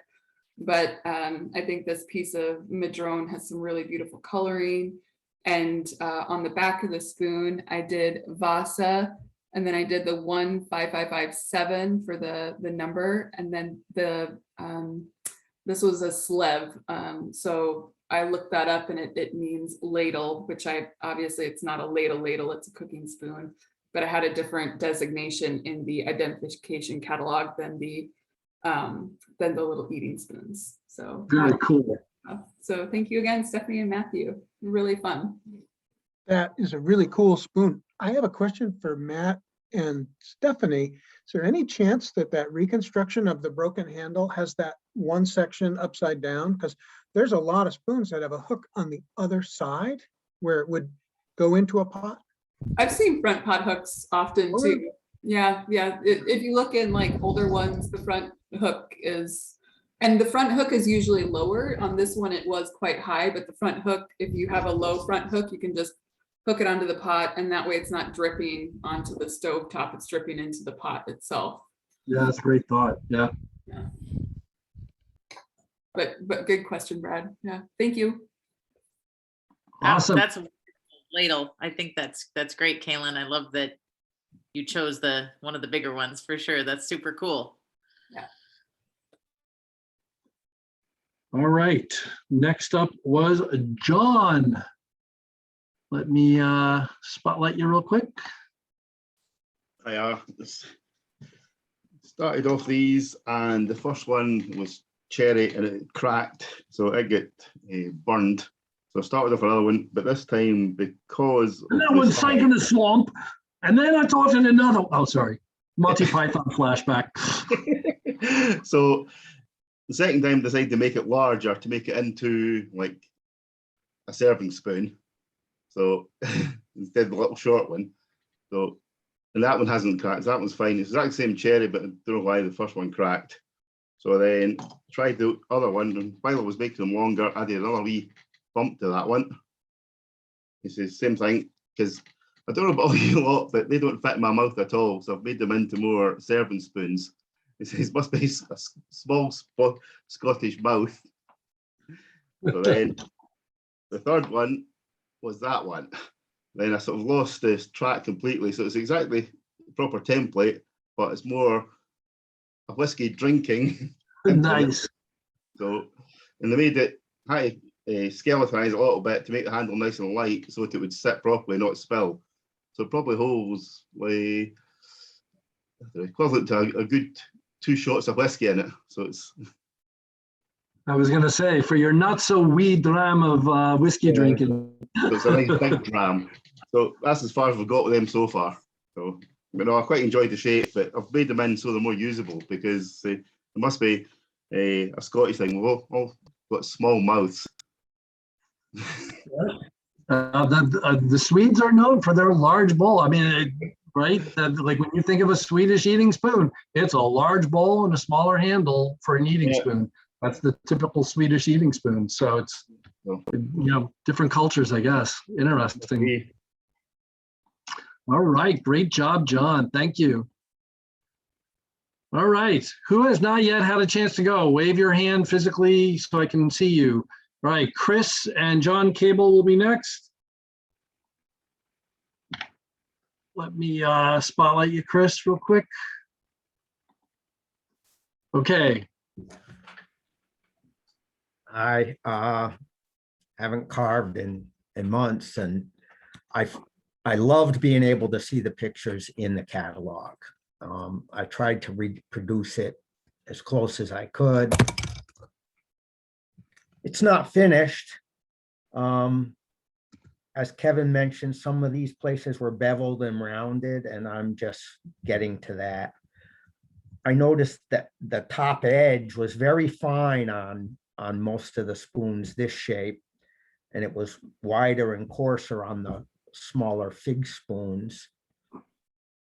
Today, a lot of people have a flat edge on this edge of the spoon, and it didn't appear to be there on what I saw in the catalog.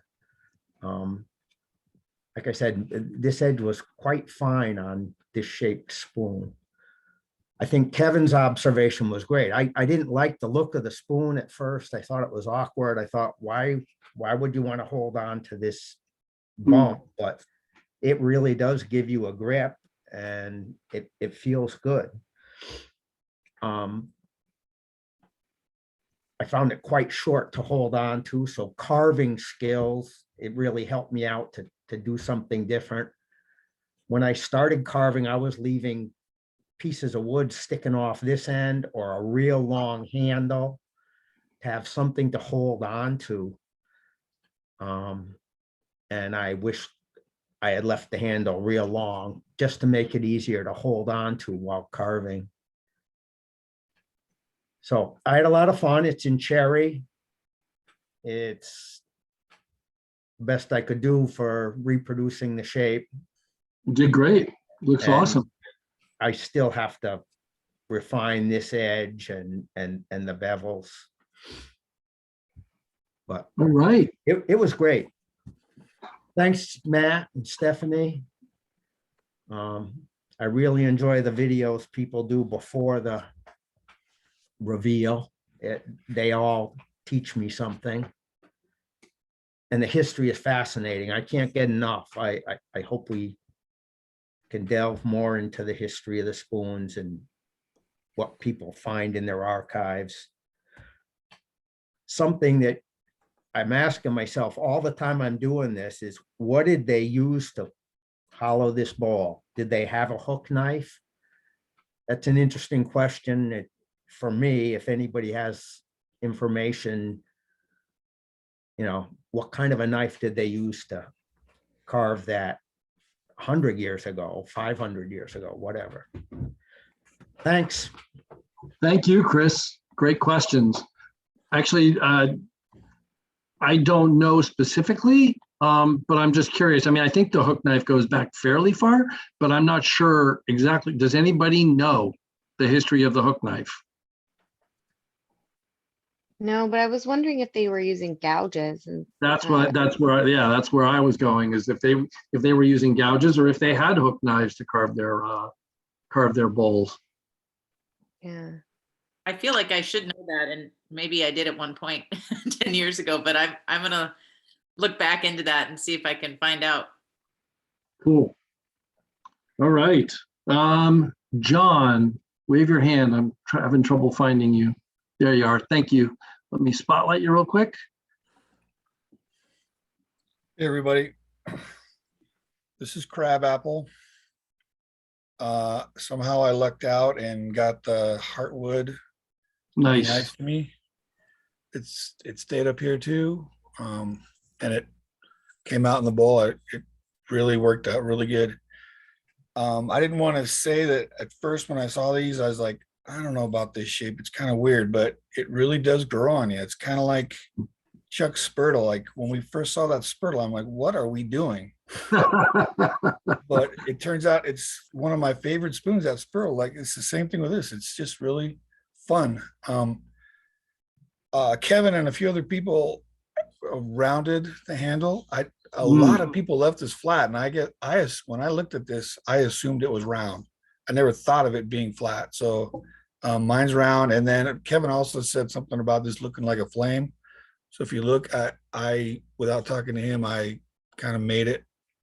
I made a little candle flame there. So that's mine. Very nice. Like it a lot. Great job. Thanks. All right. Jump back out. Who has not yet had a chance to go? Wave your hand physically in the camera so I can see. Anybody? Is there anybody who's not yet had a chance? All right, Larry, is there anybody else after Larry? Have we gotten through everybody? All right, I'm going to spotlight you, Larry. You'll bring us home. Hi. Well, this is the first one that I did. I did a series of 4. After digging into the readings and the thesis itself, it was very interesting. The second one was this. Nice. Love that spalting. Yes. The third one was this little design, finial design, intrigued me. Very cool. And the fourth one that I did it's a little more rough than the others, because I think that, maybe these weren't as finely crafted as some of our pieces are these days, and maybe they're a little more crude. So I made it that style and left some of the defects and those kinds of things. In fact, in the middle of it was a wormhole that I took and plugged with the same type of wood and then recarved it. But nice. If you look at the little scratchings, the curl rosing that I did, to me it looks like a headpiece or a crown or a religious type symbol. Very cool. Was that was a pattern in one of, so that was from the archive? Yes, this was 12/5/89 Real in the cool. archive. That's what it's modeled after. Gotcha. Really cool. I really appreciated the information that was provided. The question that I had was the sgraffito statement that Stephanie had used puzzled me, because when I used to do pottery, we would put a thin slip of clay on top of clay and then inscribe through the top layer into the second one. And I didn't quite see that on the wooden spoons being done that way. More of a coal rosing than anything. Yeah. But that's what I have, and I just really was fascinated with the history and the mystery of everything. Yeah. Really cool. Great job. Great having you with us, Larry. That's awesome. All right. Let me jump back out to the gallery in case anything has changed. Has anybody here not had a chance to share their spoon? All right, then we are done. Folks, we are at the 2-hour mark. Normally, I would take the time now to go through the Instagram. But honestly, this has become such a long recording because we had such great conversation and such long participation and widespread participation in this one that I think I'm going to cut the recording at this point.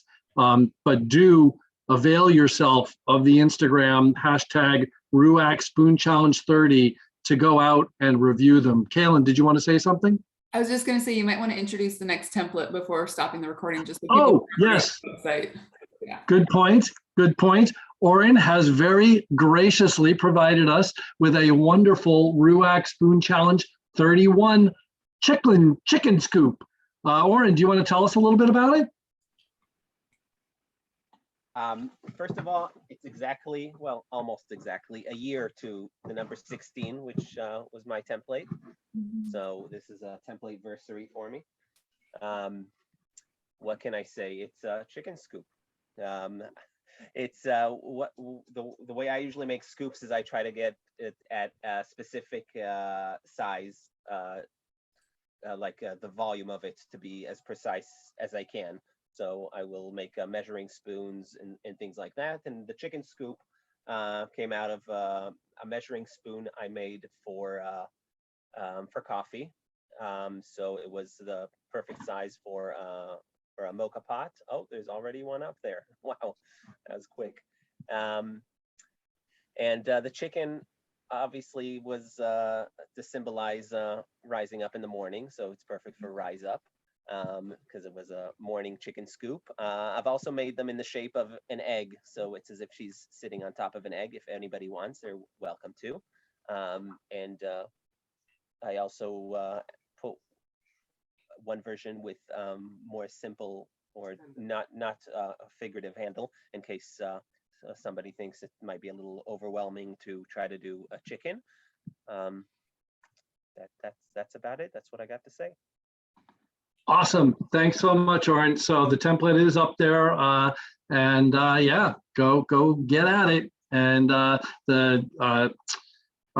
show and tell for this one is going to be January 29th. I keep wanting to say January 30th. I don't know why I've got 30th stuck in my head, but it's January 29th, Saturday, 9 a.m. Eastern, as per usual. So with that, I'm going to say a hearty thank you, Stephanie, so much.